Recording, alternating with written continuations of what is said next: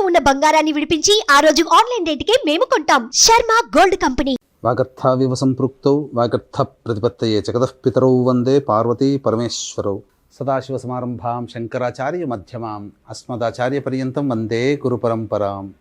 ఆదిత్యాయ చ సోమాయ మంగళాయ బుధాయ చ గురుశుక్రశనిభ్యశ్చ రాహవే కేతవే నమః.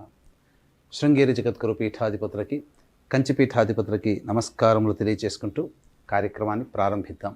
ఈ యొక్క నవంబర్ 16వ తారీఖు నుంచి 30వ తారీఖు వరకు కర్కాటక రాశి వారికి ఏ విధంగా ఉండబోతుంది తెలుసుకునే ముందు గ్రహ సంచారం తెలుసుకుందాం. ఈ యొక్క కర్కాటక రాశి వారికి రాశిలోనే కుజుడు స్తంభించి ఉండడం, 3వ ఇంట కేతువు, అలాగే 5వ ఇంట రవి బుధుడు, 6వ ఇంట శుక్రుడు, 8వ ఇంట శని మరియు 9వ ఇంట రాహువు మరియు లాభస్థానంలో గురువు వక్రీకరించి స్థితి పొంది ఉండడం. ఇక్కడ గమనించుకున్నట్లయితే ఈ కర్కాటక రాశి వారికి అష్టమ శని దోష ప్రభావం ఉంది. కానీ గత 3 మాసములుగా ఈ శని వక్రీకరించినటువంటి ప్రభావము చేత ఇటు సప్తమ రాశి ప్రభావ ఫలితాన్ని కూడా అందిస్తూ వస్తున్నాడు. ఈ 15వ తారీఖు నుంచే ఈ వక్ర త్యాగం అనేటువంటిది జరిగింది కాబట్టి ఈ అష్టమ శని దోష ప్రభావం ఈ కర్కాటక రాశి వారికి సంపూర్ణముగా ఉంటుంది.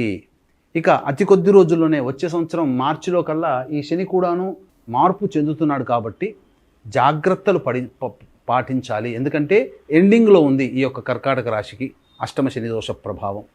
ఇక గమనించుకున్నట్లయితే రాహు యొక్క ప్రభావము, అలాగే రవి యొక్క ప్రభావము, శుక్ర యొక్క ప్రభావం, శని, ముఖ్యంగా ఈ 4 గ్రహాల యొక్క ప్రభావము చేత కొంత సాధారణమైనటువంటి పరిస్థితులే మీకు ఎదురవుతాయి. అంటే కష్టములు సుఖములు రెండూ సరి సమానం, మిశ్రమ ఫలితాలు పొందుతారు అని చెప్పవచ్చు. విద్యార్థులకి ముఖ్యంగా విదేశీయానము, విదేశీ విద్యకు సంబంధించి చేయు ప్రయత్నాలు కొలిక్కి వస్తాయి. కోరుకున్న చోట మీకు ఈ యొక్క కళాశాలలో ప్రవేశం లభిస్తుంది ఉన్నత విద్య కోసమైతే. ఇక ప్రధానంగా ఇతరుల యొక్క సహాయ సహకారాలతో మీ పనులన్నీ కూడాను ఈ యొక్క మాసములనక 16 నుంచి 30 తారీఖుకి పూర్తి చేసుకుంటారు. ముఖ్యంగా ఎవరికి ఇబ్బందికర పరిస్థితులు, ఉద్యోగ ప్రయత్నంలో ఉన్నటువంటి వారికి, ఉద్యోగం మారుదామనుకున్నటువంటి వాళ్ళకి, ప్రభుత్వ రంగంలో పనిచేసేటువంటి వాళ్ళకి, బదిలీల కోసం ఎదురు చూసేటువంటి వాళ్ళకి మాత్రం నిరాశ తప్పదు.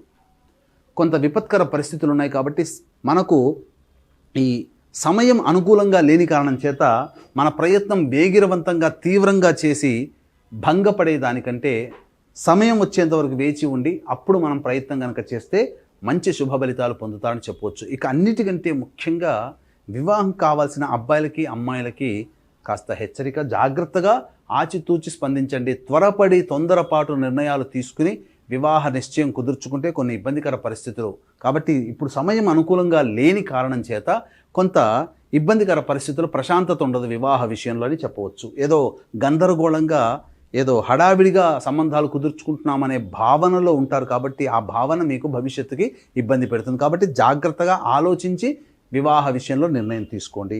ముఖ్యంగా దంపతులు కర్కాటక రాశిలో ఉన్నటువంటి వాళ్ళైతే దాంపత్యంలో ఉన్నటువంటి వాళ్ళు జీవిత భాగస్వామితో కాస్త సంయమనం పాటిస్తూ తగ్గి ఉండే ప్రయత్నం చేయండి. ఎందుకనంటే ఇటు కుజస్తంభనం రాశిలోనే ఉండడం, అలాగే ఈ సంబంధించినటువంటి శుక్రుడు కూడా అనుకూలంగా లేని కారణం చేత ఇబ్బందికర పరిస్థితులు. ఏది ఏమైనప్పటికీ కూడా ఈ దాంపత్యంలో కానీ లేదా వ్యాపార భాగస్వాములతో కానీ ఆచితూచి స్పందించండి తప్ప అతిగా మీరు ఉద్రేకాన్ని కొని తెచ్చుకోకండి. ఇక అన్నిటికంటే మించి ఓవర్ కాన్ఫిడెన్స్ అనేటువంటిది ఈ యొక్క కర్కాటక రాశి వారికి అంత మంచిది కాదు. కాబట్టి మీరు మీకు తగ్గట్టుగా నిర్ణయం తీసుకోండి, కానీ మీరు ఎక్కువగా ఆలోచన చేసి మీరు తీసుకునే నిర్ణయాలు మీకు ఇబ్బందికర పరిస్థితులు తీసుకొని వస్తాయి. ముఖ్యంగా ఎలక్ట్రానిక్స్ అండ్ ఎలక్ట్రికల్ రంగంలో ఉన్నటువంటి వారు, లాయర్ బిజినెస్లో ఉన్నటువంటి వారు, మైనింగ్ బిజినెస్లో ఉన్నటువంటి వారు, అలాగే ఈ రియల్ ఎస్టేట్ రంగంలో ఉన్నటువంటి వారికి కొంత నిరాశ తప్పదు. కాబట్టి ఉద్యోగ మార్పులకి శ్రీకారం చుట్టకండి. అలాగే వ్యాపారస్తులైతే ఎక్కువగా డబ్బులు పెట్టుబడిగా పెట్టి నూతన వ్యాపారాలు ప్రారంభించకండి. సలహాలు సూచనలు పెద్దవారితో తీసుకొని దానికి అనుగుణంగా మీరు నిర్ణయం తీసుకొని మంచి శుభ ఫలితాలు పొందుతారు. రైతులు తమకు తెలిసినటువంటి సాధారణ పంటలే వేయండి తప్ప కొత్త పంటల జోలికి, కమర్షియల్ పంటల జోలికి వెళ్ళకండి. అది మీకు భవిష్యత్తులో సరైనటువంటి దిగుబడి అనేటువంటిది ఉండదు.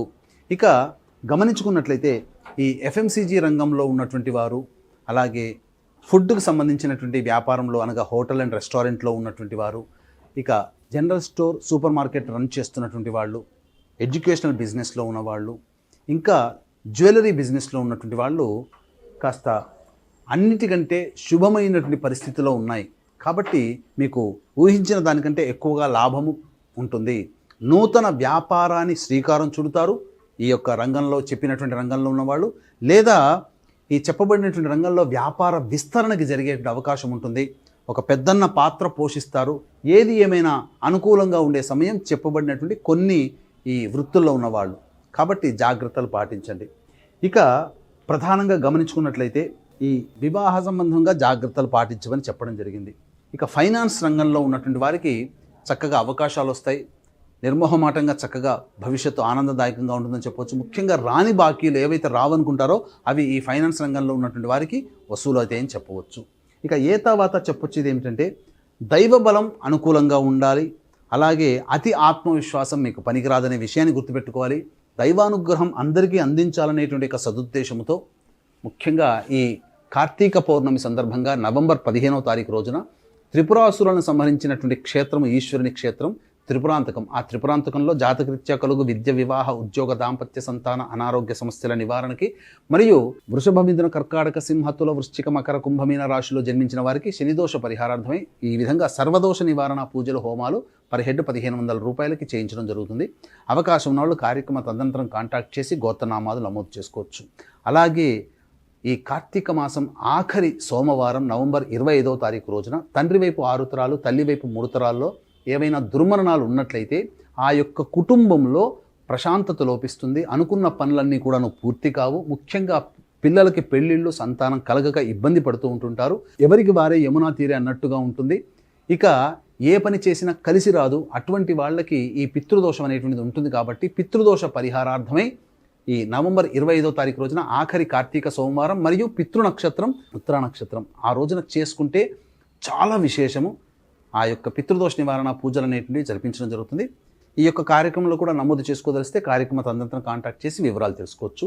ఇక ఈ నవంబర్ 16 నుంచి 30వ తారీఖు వరకు ఆదాయం ఎలా ఉంటుంది, ఖర్చు ఏ విధంగా ఉంటుంది, అలాగే మానసిక స్థితి ఎలా ఉంటుందనే విషయాల గురించి క్లుప్తంగా తెలియజేసుకుందాం. 16, 17 తారీఖుల్లో కనుక గమనించుకుంటే అన్ని రంగాలలో ఉన్నటువంటి వారికి అధిక ధనాదాయము చక్కగా ఉంటుంది. ఏమాత్రం కూడా ఇబ్బంది పడాల్సినటువంటి పరిస్థితులు ఉండవు. 18, 19, 20 తారీఖుల్లో కనుక గమనించుకున్నట్లయితే మానసిక ప్రశాంతత లోపిస్తుంది. ఖర్చులు, ఊహించని ఖర్చులు అధికంగా ఉంటాయి. అలాగే ఒక జిగ్జాగ్ లాగా ఉంటుంది. ఏ పని చేసినా కానీ సంతోషం అనేటువంటిది ఉండదు. 21, 22 తారీఖుల్లో కనుక చూసుకున్నట్లయితే పెండింగ్లో ఉన్నటువంటి పనులన్నీ కూడా పూర్తి చేసుకుంటారు. ఒక బాధ్యతని కంప్లీట్ చేసుకున్నామనే సంతోషంతో బంధుమిత్రులతో ఆనందంగా గడుపుతారు. ఇక 23, 24 తారీఖుల్లో కనుక చూసుకుంటే జాతకరీత్యా కుటుంబ సభ్యులతో వాగ్వివాదాలు చోటు చేసుకుంటాయి. కాబట్టి జాగ్రత్తలు పాటించండి.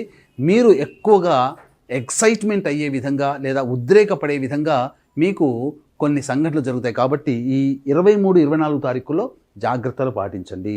ఇక 25, 26, 27 తారీఖుల్లో మీ అవసరాలకి మరియు ఖర్చులకి తగ్గట్టుగా డబ్బులు చేతికి అందుతాయి. ఇతరుల యొక్క సహాయ సహకారాలు మీకు చక్కగా ఉంటాయి. నూతన వ్యక్తుల యొక్క పరిచయం మీకు ఆనందాన్ని ఇస్తుందని చెప్పవచ్చు. ఇక 28, 29, 30 తారీఖుల్లో గృహోపకరణాల కోసం మరియు వాహన మరమ్మతుల కోసం మీకు ఖర్చులు అవుతాయి. అలాగే తల్లిగారి ఆరోగ్యం పట్ల శ్రద్ధ వహించాల్సినటువంటి పరిస్థితి. మీ ఆరోగ్యం పట్ల కూడా శ్రద్ధ వహించుకోవాలి. అలాగే వాహనాన్ని నడిపేటప్పుడు జాగ్రత్తలు పాటించాలి. ఏ తర్వాత చెప్పొచ్చేది ఏమిటంటే 18, 19, 20, 28, 29 తారీఖుల్లో ఖర్చులు ఉంటాయి. కాబట్టి ఆ ఖర్చులకు తగ్గట్టుగా ప్లానింగ్ అనేది చేసుకోండి. ఇక ఈ కర్కాటక రాశి వారికి సంబంధించి సమస్యలు ఉన్నప్పుడు ఆ సమస్యల పరిష్కారం కోసం ప్రధానంగా ప్రతిరోజు కూడా నవగ్రహాల చుట్టూ శివాయ నమః అంటూ 27 ప్రదక్షిణలు చేసి శివాలయంలో అర్చన జరిపించుకోండి. ఇక ప్రతిరోజు సుబ్రహ్మణ్య భుజంగ స్తోత్ర పారాయణం రోజుకి 3 సార్లు పాటించండి. ఇవి ఈ యొక్క కర్కాటక రాశి వారు చేసేటటువంటి పరిహారాలు.